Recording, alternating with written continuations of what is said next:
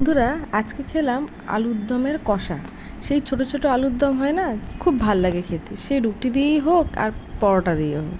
তো কি করলাম, আলুগুলোকে নিয়ে প্রথমে সেদ্ধ করলাম নুন দিয়ে, তারপর ওর খোসা ছাড়িয়ে রেখে দিলাম। তারপর কড়াতে তেল দিয়ে ওই আলুগুলোকে দিয়ে ভালো করে ভেজে নিলাম। তারপর ওই কড়াতে যেটুকুনি অবশিষ্ট তেল রয়েছে তার মধ্যে ফোড়ন দিলাম, জিরে ফোড়ন। তারপরে দুটো টমেটোকে ছোটো ছোটো করে কেটে রেখেছিলাম, ওটাকে দিয়ে দিলাম ভাজতে। তারপরে আদা পেস্ট দিয়ে দিলাম। আজকের এই তরকারিটাতে আমি পেঁয়াজ ইউজ করব না।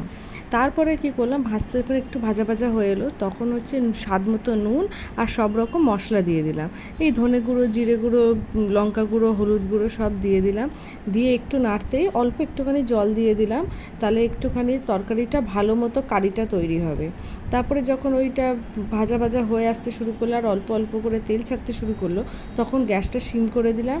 তারপর টক দই দিয়ে দিলাম অনেকটা, কারণ আমি একটু গ্রেভি গ্রেভি করতে চাইছিলাম, তাই জন্য টক দইটা দিয়ে দিলাম। আর টক দই যখনই তরকারির জন্য দেবে সবসময় গ্যাসটাকে কম করে দেবে। তারপরে কি করলাম, ভালো করে ওটা নাড়তে থাকলাম, নাড়তে নাড়তে একদম যখন তেল ছেড়ে এলো তখন কি করলাম, ওর মধ্যে একটুখানি চিনি দিয়ে দিলাম। কারণ চিনিটা দিলে ওই কারিটাতে যেহেতু আমি টমেটো আর টক দই দিয়েছি, তাহলে টকটা ব্যালেন্স হবে। তারপরে কি করলাম, সব আলুগুলোকে দিয়ে দিলাম, আলুগুলো দিয়ে তারপর জল দিয়ে নাড়তে শুরু করে দিলাম। নাড়তে নাড়তে যখন হয়ে আসছে তখন কি করলাম, টমেটো সস আর গরম মশলা গুঁড়ো দিয়ে দিলাম। দিয়ে ব্যাস দেখো, আমাদের তরকারিটা অলমোস্ট রেডি হয়ে গেছে। ঝোলটা একটু বেশি রাখা হয়ে গেছিলো বলে একটু ভালো করে শুকিয়ে নিলাম। ব্যাস আমাদের তরকারি রেডি। তোমরা দেখো, বলো কেমন লাগলো। Thank you.